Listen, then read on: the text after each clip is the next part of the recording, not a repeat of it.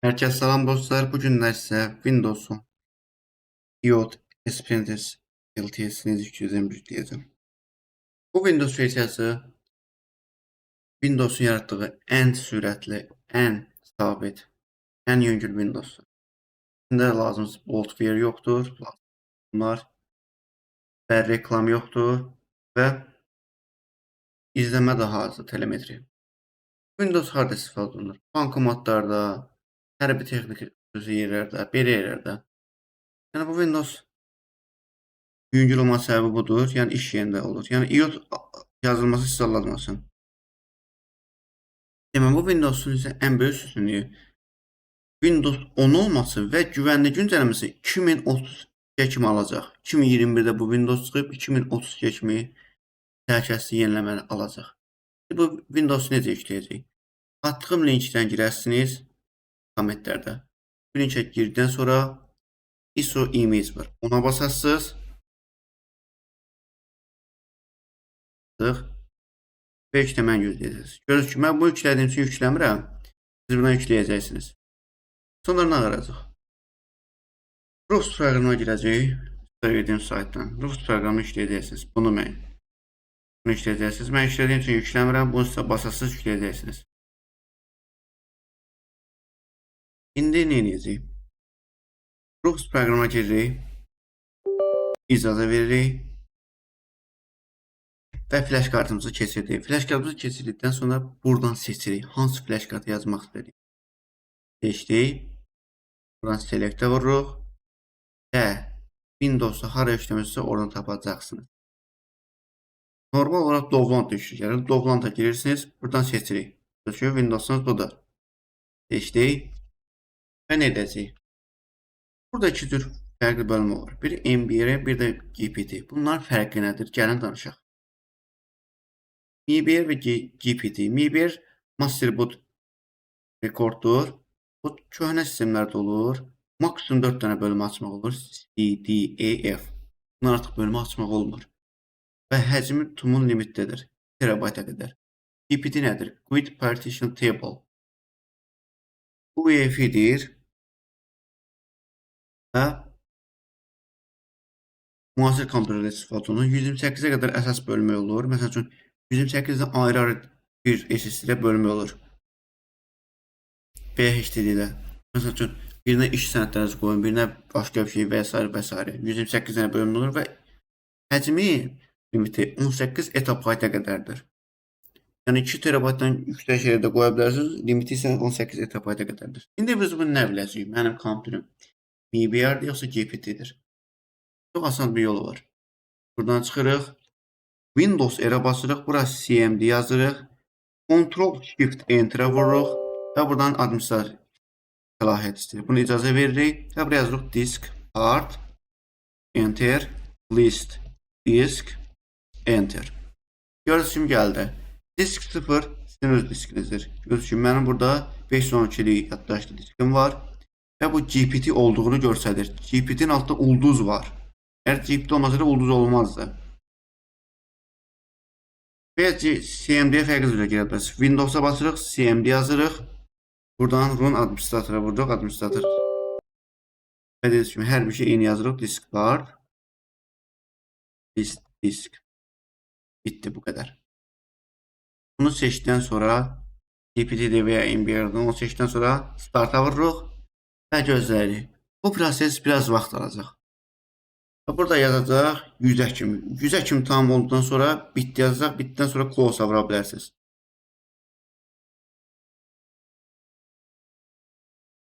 Yəni budur. Bunların heç birine toxunmayacaqsınız. Bir də burada dil dəyişmə var. Buna basıb Azərbaycan dili eləyə bilərsiniz. Azərbaycan dili burada yoxsa Türk dili var. Türk dili eləyə bilərsiniz.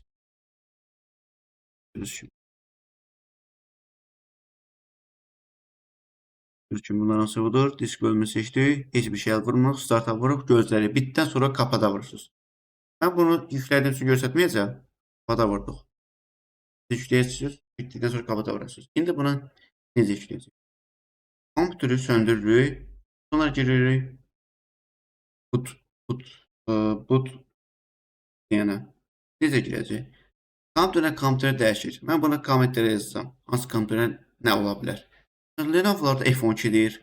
Asus VivoBook'da mən gördüm E8'dir.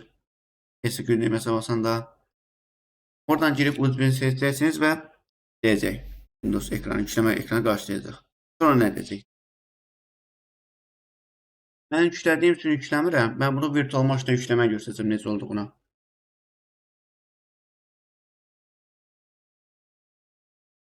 Bu ekran gəlində bir düyməyə basırıq. Bastıq. Ekran belə gəlində düyməyə basırıq. Hansısa bir düyməyə. Gözləyirik.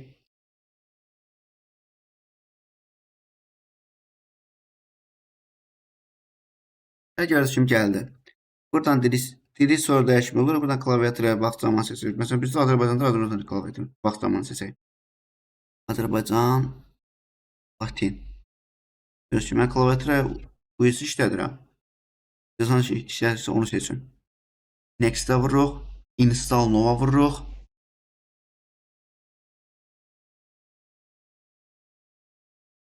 Don't have a product vururuq. Eğer varsa aktiv eləmək üçün Windows'u, yoxsa buna vururuq və bunu aktiv eləməyini göstərəcək. Windows 10 IOT Expensive LTZ-də vururuq.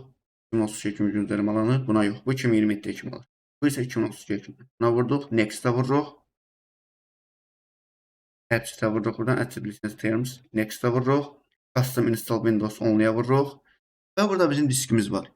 Bu disk sizdə çox ola bilər. Mən burada göstərdiyim üçün məndə bir dənədir. Virtual maşında.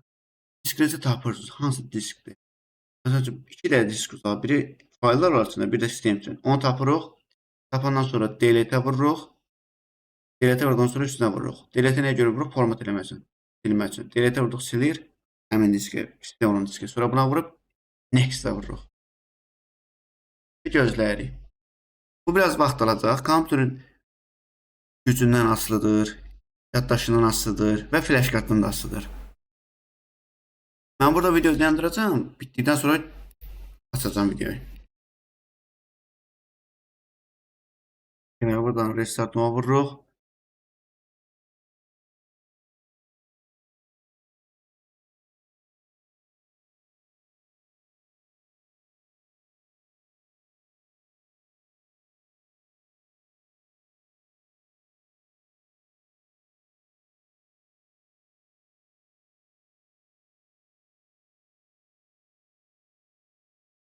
Yine buradan biz regionu seçirik. Next-ə vurduq. Klaviaturanı seçirsiniz. Mən bu klaviaturu seçirəm. Əgər ikincisi klaviaturunuz varsa seçin. İkinci yəni klaviatura. Necə? Fiziki olaraq. Məsələn, 2 də klaviatura işlədirsiniz. Əgər yox bir dənə klaviaturunuz varsa skriptə vurun geçsin. Bütün bölümdəkini əlavə edirsiniz. Biraz gözləyək.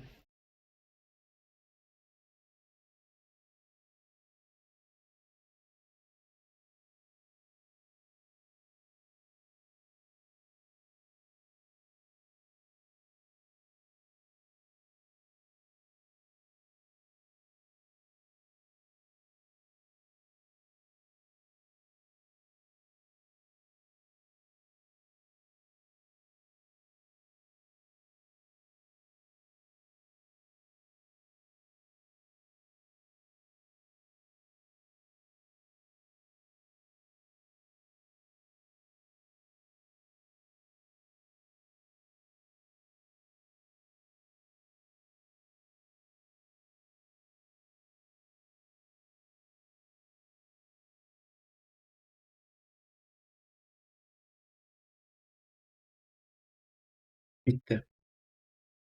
Bitdən sonra nə edəcək? Bunu aktiv edəcək. Necə aktiv edəcək? Microsoft Edge'yə giririk.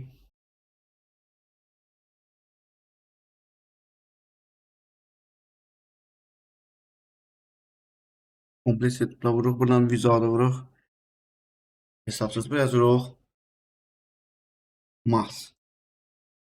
GitHub. Bunu vururuq. Enter'a vururuq. Robot olmanızı təsdiq eləmək bu videoya təsdiq edir. Gəldi. YouTube Mas. Buradan giririk birinciyə. Aşağı gəlirik. Və gördüyünüz kimi bu kod görürsünüz. Bu kodu kopyalayırıq. Kodu kopyaladıq. kopyalayaq. Bir dəqiqə mən burayı düzəldiyim, məndə belə göstərir. Sizdə belə problem olmayacaq.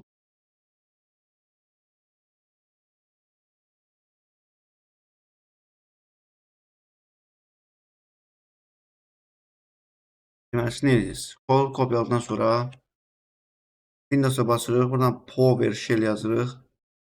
PowerShell gəlir kimi gəlir. PowerShell'ə buradan belə basırıq. Sonra Run Administrator'a basırıq. Enter'ə basırıq. Və kodu buraya yapışdırırıq. Kodu buraya yapışdırmaq isə mişqanın sağ düyməsinə basırıq. Enter'ə vururuq. Və gözləyirik. Burası CMD ekran gələcək. Və bura birinciyə vururuq. Birinciyə vurduq, gözləyirik. Eləməsi üçün.